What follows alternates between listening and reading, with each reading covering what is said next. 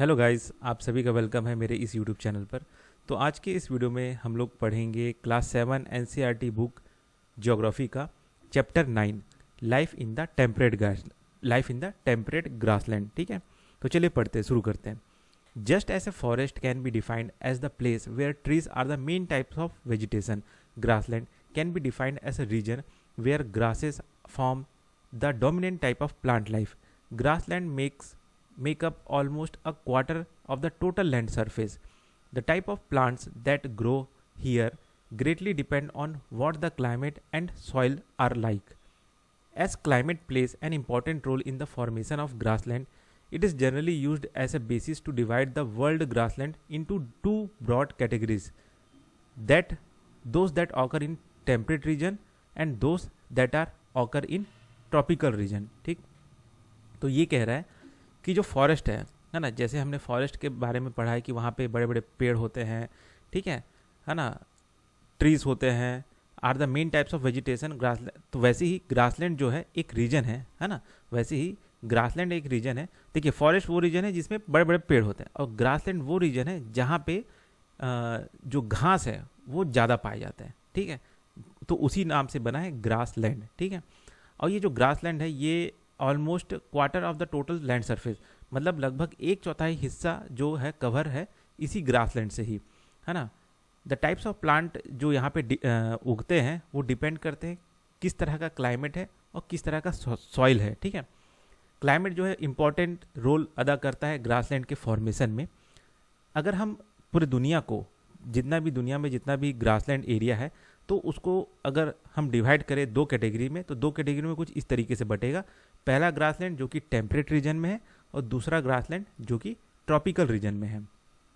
The prairies, the temperate grassland of North America are known as prairies. ये देख सकते हैं, जो कि कहीं ना कहीं विंडोज़ का सॉफ्टवेयर वाला जो था ना बैकग्राउंड, उसी की तरह नज़र आ रहा है। ठीक है, तो नॉर्थ अमेरिका में जो ग्रासलैंड है ना, टेम्परेट ग्रासलैंड, उसे हम क्या कहते हैं? प्रेरिस कहते हैं, PRARIES। ठीक है, ये पूछा जा सकता है कि प्रेरिस क्या है, कहाँ पे, कौन से ग्रासलैंड को, किस रीजन के ग्रासलैंड को प्रेरिस कहते हैं। ठीक है, तो ये एक तरह का फ्लैट रीजन है, जेंटल स्लोप रहता है, हीली लैंड रहता है, देख रहे हैं, हल्का सा ढलान है, बहुत लंबा प्लेन एरिया है। For the most part prairies are treeless. ठीक है, but near the low line plain flanking river valley woodlands can be found. Tall trees up to 2 meter height dominates the landscape. It is actually a sea of grasses. तो ये कह रहे हैं कि ज़्यादातर जो है घास से ही भरा होता है। पेड़ आपको वहाँ पे मिल जाएंगे जो कि हिल का जो लो लाइंग एरिया है, ये तो ऊपरी चट्टान है, लेकिन जो ढलान का जो नीचे का हिस्सा होगा जहाँ पे नदी बह रहा होगा, वहाँ पे आपको बड़े बड़े पेड़ मिल जाएंगे। ठीक है, तो एक तरह से ये पूरा का पूरा क्या है? सी ऑफ ग्रास है। ठीक है, मतलब घास का समुद्र है पूरा ये जो प्रेरिस जो है। ठीक है, prairies are bound by the Rocky Mountain in the west and Great Lake in the east. ठीक है, तो वेस्ट से जो है रॉकी माउंटेन से घिरा हुआ है ये जो प्रेरिस है, और ईस्ट से ग्रेट लेक से घिरा हुआ है। Look at the map of North America. तो ये आप देख सकते हैं नॉर्थ अमेरिका का जो मैप है, ये है आपका क्या बोलते हैं उसको?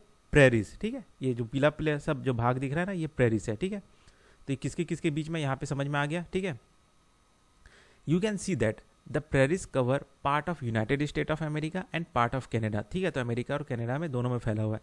इन the USA the area is drained by tributaries of Mississippi and Canadian prairies are drained by tributaries of Saskatchewan river. ठीक है, तो यहाँ पे जो अमेरिका में जो मिसिसिपी नदी के ट्रिब्यूटरीज हैं, और जो कनाडा में सक्सचेवान जो नदी है उनके ट्रिब्यूटरीज है, वो इस जगह में बहते हैं, और एक तरह से इसको क्या बोलते हैं, वो करते हैं, क्या करते हैं, मतलब एक तरह से, मतलब बस पानी वहाँ पे बहते हैं, बस ये बता रहे हैं ना, इस रीजन में बहते हैं पानी। Climate, being located in the heart of continent, the climate is of continental type with extreme temperatures. The summers are warm with temperature of around 20 degrees Celsius, while in winter minus 20 degrees Celsius has been recorded in Winnipeg, Canada. In winters, a thick blanket of snow covered this region. मतलब ये कह रहे हैं कि यहाँ का जो climate है वो कैसा है? तो जो हार्ट ऑफ कॉन्टिनेंट है ना, ये जहाँ पे प्रेरिस है वहाँ पे देख सकते हैं, तो वहाँ पे जो क्लाइमेट है इस कॉन्टिनेंटल टाइप रहता है, वहाँ पे एक्सट्रीम टेम्परेचर रहता है, मतलब जो समर्स है ना, समर है वो बहुत ज़्यादा वार्म होते हैं, लगभग 20 डिग्री सेल्सियस तक, और ठंडी जो है -20 डिग्री सेल्सियस तक वहाँ पे रहते हैं, ठीक है। तो ये कहाँ पे है, रिकॉर्ड किया गया विनिपेग कनाडा में। In winter a thick blanket of snow covered this region, ठीक है। और ठंड के समय में ये जो रीजन है पूरा एक तरह से कवर रहता है, क्या चीज़ से, पूरा स्नो से। The annual rainfall is moderate and is ideal for the growth of grass. तो यहाँ पे जो पानी गिरता है वो ना ही एकदम अधिक गिरता है ना ही एकदम कम गिरता है, हल्का गिरता है, जो कि एक तरह से घास के उगने के लिए अच्छा होता है ना, घास के उगने के लिए, ठीक। Due to the absence of north south barriers a local wind chinook blow here. तो यहाँ पे चिनूक जो है लोकल विंड, जैसे यहाँ लू गर्मियों में चलता है ना, वैसी यहाँ पे चिनूक करके जो लोकल विंड है वो यहाँ पे फ्लो होता है। अब इस रीजन में ये जो प्रेरिस रीजन है, यहाँ पे कैसा फ्लोरा एंड फाउना है, मतलब यहाँ पे कैसे कैसे जीव जंतु पेड़ पौधे पाए जाते हैं। प्रेरिस आर प्रैक्टिकली ट्रीलेस, वहाँ पे पेड़ है ही नहीं ज़्यादा, है ना। Where water is available, trees such as willows, alders and poplars, ठीक है। तो ये जहाँ पे पानी अवेलेबल है वहाँ पे ये 3 प्रकार के जो ट्री है ये उग जाते हैं, विलोस, एल्डर्स एंड पॉपुलार्स, ठीक है। Places that receive rainfall of over 50 centimetre are suitable for farming and soil is fertile. तो जहाँ पे रेनफॉल 50 सेंटीमीटर से ज़्यादा होता है वहाँ पे आप वहाँ का जो ज़मीन होता है फर्टाइल होता है और वहाँ पे खेती कर सकते हैं, ठीक है। और वहाँ पे जो मेजर क्रॉप होता है वो क्या है, मेज होता है। इसके अलावा जो पोटैटोस है, सोयाबीन है, कॉटन है, अल्फा है, वो प्रेरिस रीजन में उगाया जाता है। Areas where the rainfall is very little and unreliable grass are short and sparse, ठीक है। मतलब यहाँ पे रेनफॉल बहुत कम होता है, इसलिए यहाँ पे जो घास है वो छोटे और बहुत होते हैं, ठीक है। This area are suitable for cattle rearing. तो यहाँ पे जो जानवर पालने के लिए, जानवर अगर पालना है तो ये जो रीजन है बहुत अच्छा होता है। तो यहाँ पे जैसे जो लार्ज कैटल फार्म्स जो होते हैं, ठीक है, उसे क्या कहते हैं, रेंचेस कहते हैं। Are looked after by sturdy man called cowboy. तो इसे ये जो आप देख रहे हैं काउबॉय द्वारा उसे रेंचेस को संभाला जाता है। बिसन और द अमेरिकन बेफेलो, ये आप इमेज देख सकते हैं, बिसन या अमेरिकन बेफेलो जिसे कहते हैं, is the most important animal of this region. तो यहाँ पे इस रीजन में ये जो है आसानी से मिल जाता है, ठीक है, दिखता ही है ये। It is nearly got extinct due to indiscriminate hunting. अब ये एक्सटिंक्ट होने के कगार पे आ गया है, ठीक है। सॉरी मैं आपको यहाँ पे क्या बोल दिया कि यहाँ पे आसानी से नज़र आ जाता है, वैसा नहीं है। बिसन जो है यहाँ का मोस्ट इंपॉर्टेंट एनिमल है इस रीजन का, बस ये याद रखिए, ठीक है। ये आसानी से नज़र नहीं आता, क्यों, क्योंकि अब ये धीरे धीरे एक्सटिंक्ट के क्या बोलते हैं, एक्सटिंक्ट के करागरी में, क्या बोलते हैं उसको, विलुप्ति के स्थिति में पहुंच गए हैं, ठीक है। किस लिए, क्योंकि उनका हंटिंग होता है, इनडिस्क्रिमिनेट हंटिंग हो रहा है, इस वजह से ये जो बिसन जो है अमेरिकन बेफेलो विलुप्ति के कगार पे पहुंच गया है। सॉरी मैं वो शब्द नहीं बोल पा रहा था, कगार, ठीक है। And now a protected species, अभी एक प्रोटेक्टेड स्पीसीज है, इसे सुरक्षित रखा गया है कि भाई अब इसका कोई शिकार ना करे, ठीक है। द अदर एनिमल्स जो कि उस रीजन में पाए जाते हैं, जैसे कि रैबिट्स हो गए, कायोटीज हो गए, गोफर्स हो गए और प्रेरी डॉग इस रीजन में पाए जाते हैं, ठीक है। अब यहाँ पे जानते हैं कि यहाँ के लोग कैसे हैं, किस तरह का रहन सहन है। The people of this region are very hard working, ठीक है। They have successfully harness technology to utilise their rich natural resources. Two of the most developed countries of the world, the USA and Canada, are located in this region. Scientific methods of cultivation and use of tractors, harvester and combines has made North America a surplus food producer. The prairies are also known as granaries of the world due to huge surplus wheat production. तो यहाँ पे जो लोग होते हैं ना वो बहुत ज़्यादा हार्ड वर्कर होते हैं और टेक्नोलॉजी का इस्तेमाल बहुत अच्छे से करते हैं, और उसका इस्तेमाल करके ये लोग साइंटिफिक मेथड से जैसे आपका जो भी फसल है वो उगाते हैं, है ना। और जो टेक्नोलॉजी जैसे कि ट्रैक्टर, हार्वेस्टर, इन सब का इस्तेमाल करके यहाँ पे सरप्लस फूड प्रोड्यूस करते हैं। इसलिए इस रीजन को, है ना, इस रीजन को, ये जो प्रेरिस है इसे हम ग्रेनरीज ऑफ द वर्ल्ड कहते हैं। क्यों, क्योंकि यहाँ पे वीट प्रोडक्शन सरप्लस होता है, बहुत ज़्यादा होता है, ठीक है। तो यहाँ पे पूछ सकता है, ये सवाल है कि ग्रेनरीज ऑफ द वर्ल्ड किसे कहते हैं, ठीक है। तो याद रखिएगा प्रेरिस को, PRAIRIES। डेयरी फार्मिंग यहाँ पे एक और मेजर इंडस्ट्री है। डेयरी बेल्ट एक्सटेंड है कहाँ से कहाँ तक, Great Lakes to the Atlantic Ocean in the east तक फैला हुआ है, ठीक है। Dairy farming and extensive agriculture both setting up of food processing industries. तो ये एक तरह से फूड प्रोसेसिंग इंडस्ट्रीज सेटअप करता है एक्सटेंसिव एग्रीकल्चर और डेयरी फार्मिंग, मतलब इसमें से भी जो भी दूध निकल रहा है डेयरी से, है ना, उसका इस्तेमाल करके कुछ और बनाया जा रहा है, तो वही फूड प्रोसेसिंग इंडस्ट्रीज उन्हीं को कहते हैं। ठीक है, वैसे ही एक्सटेंसिव एग्रीकल्चर हो रहा है तो जैसे राइस वीट हो गया तो उससे बिस्किट विस्किट बनाया जा रहा है, तो ये फूड प्रोसेसिंग इंडस्ट्रीज में ये जो डेयरी फार्मिंग है और ये जो एक्सटेंसिव एग्रीकल्चर है, दोनों के दोनों ही प्रमोट करता है कि यहाँ पे फूड प्रोसेसिंग इंडस्ट्रीज लगाया जाए, तो वहाँ पे आपको बहुत सारे फूड प्रोसेसिंग इंडस्ट्रीज मिल जाएंगे। ठीक है, लार्ज मिनरल डिपॉजिट जैसे कि कोल, आयरन, है ना, वो आपको यहाँ पे मिलेगा। यहाँ पे जो रोड का नेटवर्क है, रेलवे का नेटवर्क है, कैनाल्स है, वो अच्छे से है। ठीक है, तो जो भी मोस्ट इंडस्ट्रियल रीजन है इन द वर्ल्ड यहाँ पे आपको मिल जाएंगे। ठीक है, तो एक तरह से ये जो रीजन है प्रेरिस जो है मोस्ट इंडस्ट्रियल रीजन है वर्ल्ड का। अब जानते हैं द वेल्ड, ये वेल्ड्स क्या है। तो साउथ अफ्रीका में जो टेम्परेट ग्रासलैंड है, याद रखिएगा, साउथ अफ्रीका में जो टेम्परेट ग्रासलैंड है उसे वेल्ड्स कहते हैं, है ना, ये देख रहे हैं, साउथ अफ्रीका में जो टेम्परेट ग्रासलैंड है उसे वेल्ड कहते हैं। ये यहाँ पे ये जो हरा सा रीजन दिख रहा है ना, उसे वेल्ड कहते हैं। Veld are rolling plateau with varying height from 600 metre to 1100 metre. It is bound by the Drakensberg mountain in the on the east. To the west lies the Kalahari desert. On the north east part high velds are located that attain a height of more than 1600 meter in some places. ठीक है, on the northeast part high welds are located. ठीक है, look at the map, name the countries cover the tributaries of Rover, Orange and Limpopo drain the region.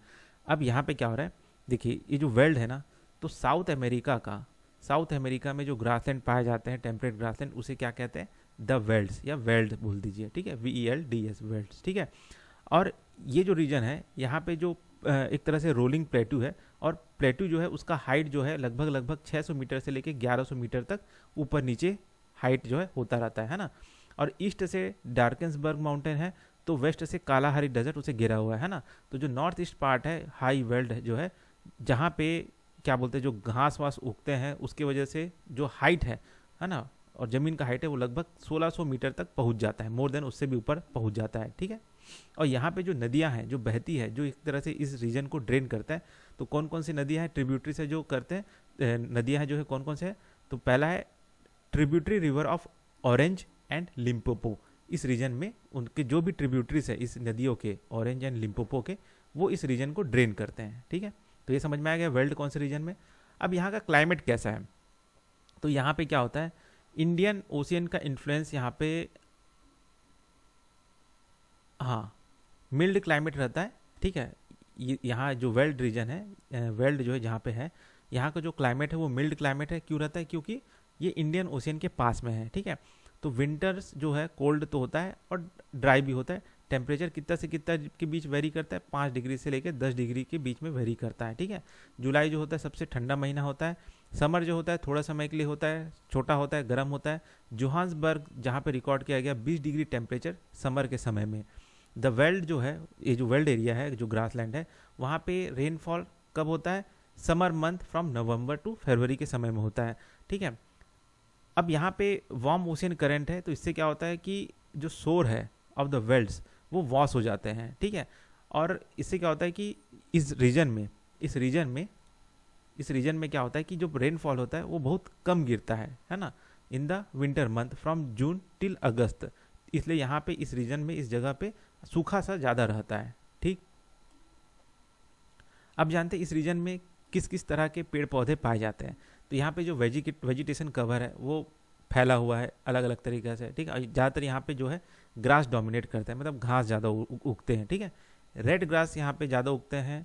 ठीक है, high weld अकाइका and मैरोला यहाँ पे आपको नज़र आ जाएंगे उगे हुए। ठीक है, तो इस तरह के पेड़ पौधे यहाँ पे उगते हैं। और जो यहाँ पे एनिमल्स जो पाए जाते हैं वो क्या क्या है, लॉयन हो गया, लियोपार्ड हो गया, चीता हो गया और कुडू हो गया। अब यहाँ के लोगों का रहन सहन कैसा है, वेल्ड्स जो है यहाँ पे कैटल रियरिंग और माइनिंग के लिए फेमस है। The soil are not very fertile in the veld due to the presence of discontinuous grass exposing barren surface. However, where the land is fertile, crops are grown, the main crops जो यहाँ पे उगाए जाते हैं maize, wheat, barley, oat and potato. Cash crop यहाँ पे जो उगाए जाते हैं वो है टोबैको, शुगर केन, कॉटन यहाँ पे उगाए जाते हैं, ठीक है। तो यहाँ पे जो है कैटल रियरिंग होता है, माइनिंग होता है, यहाँ का जो सॉइल है उतना फर्टाइल नहीं होता है ना। और जहाँ पे थोड़ा बहुत फर्टाइल है वहाँ पे ये जो फसल है ये सारे उगाए जाते हैं, ठीक है। ये कैश क्रॉप है और ये मेन क्रॉप। सीप रियरिंग जो है यहाँ पे सबसे ज़्यादा होता है। सीप rearing is the most important occupation of the people. सीप इज़ ब्रेड मेनली फॉर ऊल, ऊल के लिए जो है सीप को यहाँ पे पाला जाता है। ऊल इंडस्ट्री यहाँ पे है बहुत। मेरिनो सीप जो है पॉपुलर स्पीसीज है ऊल के लिए यहाँ पे, ठीक है। डेयरी फार्मिंग जो है नेक्स्ट मेन इंपॉर्टेंट ऑक्यूपेशन है जो कि इस रीजन में होता है, खासकर ये क्या बोलते हैं वेल्ड में। Cattles are reared in the warmer and wetter region, ठीक है। तो जो जानवर हैं जैसे कि जो भी कैटल्स है वो जहाँ पे थोड़ा सा गर्म रीजन है और वेटर रीजन है वहाँ पे पाला जाता है। किस लिए? डेयरी प्रोडक्ट्स के लिए, जैसे कि बटर हो गया, चीज़ हो गया, है ना, ताकि उसे खुद भी प्रोड्यूस करके खा सके और सप्लाई के लिए भी, ठीक है, डोमेस्टिक सप्लाई के लिए भी और एक्सपोर्ट के लिए। The world are very rich reserve है, यहाँ पे बहुत सारा रिच रिजर्व है मिनरल्स का। आयरन स्टील इंडस्ट्रीज यहाँ पे डेवलप है, कॉपर आयरन यहाँ पे बहुत है, गोल्ड एंड डायमंड माइनिंग भी यहाँ पे होता है, ठीक है। Johannesburg is known for being gold capital of the world कहते हैं, ठीक है। जोहान्सबर्ग को gold capital of the world कहते हैं, इसको याद रख लीजिएगा। Kimberley is famous for its diamond mine, तो किम्बरले जो जगह है वहाँ पे डायमंड माइंस के लिए वो फेमस है, ये Kimberley place. Mining of diamond and gold in South America lead to establishment of trade ties with Britain and gradually South Africa become the British colony. तो यहाँ पे डायमंड का माइनिंग होता है, इस वजह से ब्रिटिश के साथ में इनका जो ट्रेड टाइज है वो बहुत अच्छा है, ठीक है। मिनरल रिच एरिया है यहाँ पे, वेल डेवलप्ड नेटवर्क है ट्रांसपोर्ट का, ताकि जो भी मिनरल्स यहाँ पे निकाले जा रहे हैं वो आसानी से एक जगह से दूसरी जगह पहुँचाए जा सकते हैं, ठीक है। तो ये हो गया आपका वेल्ड रीजन। तो इस चैप्टर में बस इतना ही, फिर मिलते हैं नेक्स्ट वीडियो में।